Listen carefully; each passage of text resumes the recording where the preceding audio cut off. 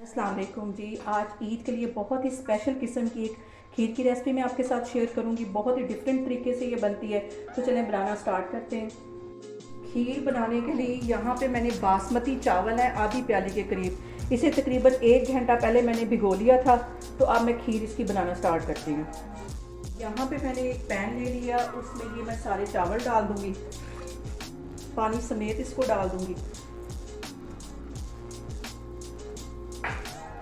और इसके साथ ये 3 से 4 सब्ज़ इलायचियाँ ये भी इसमें चली जाएंगी। अभी स्टार्ट में डालेंगे तो इसका बड़ा अच्छा फ्लेवर आएगा। और तकरीबन 1 से 1.5 गिलास के करीब ये पानी है, ये भी इसमें चला जाएगा। इसको यहाँ मैं कवर कर दूँगी ताकि चावल अच्छे से गल जाए। और 10 मिनट के बाद मैं आपको दिखाती हूँ, फिर इसमें मैं दूध डालती हूँ। यहाँ पे देखें जी, चावलों को पानी के साथ पकते हुए बिल्कुल हल्की आंच पे 10 मिनट हो गया। अब इसका मैं कवर उतारती हूँ और इसको मिक्सर की मदद से अच्छी तरह चावलों को तोड़ लेती हूँ।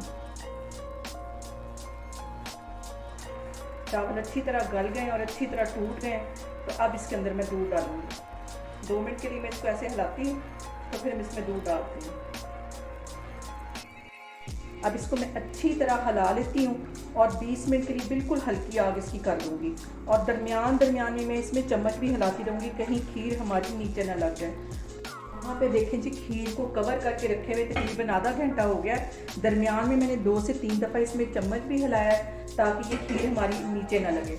तो अब आधी प्याली से थोड़ा सा ज़्यादा ये ड्राई मिल्क है और उसमें ये वाला दूध में मिक्स करके तो फिर खीर में डालूँगी। अगर यहाँ पे मैं थोड़ा थोड़ा इसमें दूध डाल के इसको अच्छी तरह मिक्स करके खीर में डालूँगी। अगर डायरेक्ट डालूँगी ये ड्राई मिल्क तो वो सारी गुठलियाँ अंदर बन जाएंगी। और ये तकरीबन 1 टेबल स्पून के करीब ये वनीला कस्टर्ड है, वो भी इसके अंदर चला जाएगा। बस इतना ही डालना है और इसको दूध डाल के मज़ीद पतला से इसका एक पेस्ट बना लेना है। ये इससे इतना इसका फ्लेवर बढ़ जाएगा ये ड्राई मिल्क से कि आपको बिल्कुल शादियों वाली खीर का फ्लेवर आएगा इस पर। इसको अच्छी तरह मैं मिक्स कर लेती हूँ। यहाँ पे देखिए, मैंने ड्राई मिल्क को और कस्टर्ड को दूध के साथ अच्छी तरह मिक्स कर लिया है और अब इसको मैं खीर में डालती हूँ। यहाँ पे खीर को पकते हुए 1 घंटा हो गया है। इसे बिल्कुल मैंने दम वाली आग पे रखा हुआ है और अब इसमें मैं ये थोड़ा थोड़ा करके ये लिक्विड डालती जाऊँगी और इसको हिलाती जाऊँगी।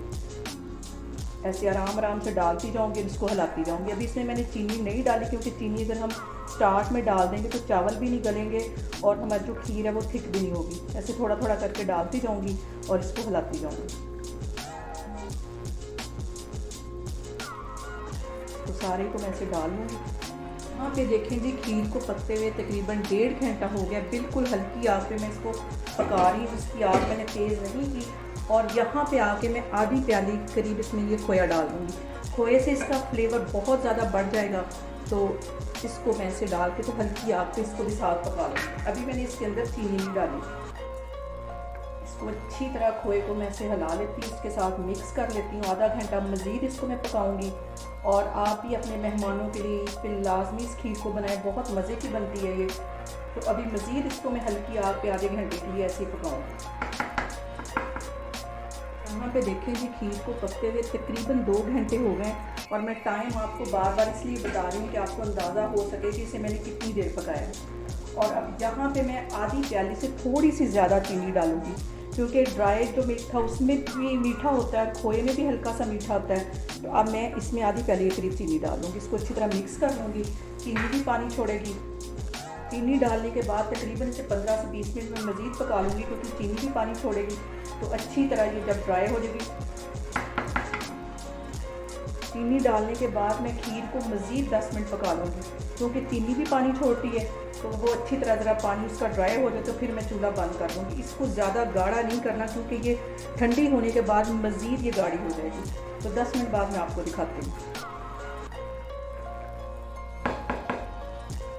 यहाँ पे देखें जी, खीर को पकते हुए तकरीबन 2.5 घंटे हो गए। अब यहाँ पे मैं चूल्हा बंद करती हूँ और इसको ज़्यादा गाढ़ा नहीं करना क्योंकि ये ठंडी होने के बाद मज़ीद गाढ़ी हो जाएगी। तो इसको मैं डिश आउट करके आपको दिखाती हूँ। यहाँ पे देखें जी, खीर हमारी बनके तैयार हो गई। ये भी बनाना बहुत ही ईजी है। आप मुझे कमेंट्स में बताएं कि आपको मेरी रेसिपीज़ कैसी लग रही। इंशाल्लाह ताला मैं एक और रेसिपी के साथ आपके सामने आऊँगी। अल्लाह हाफिज़।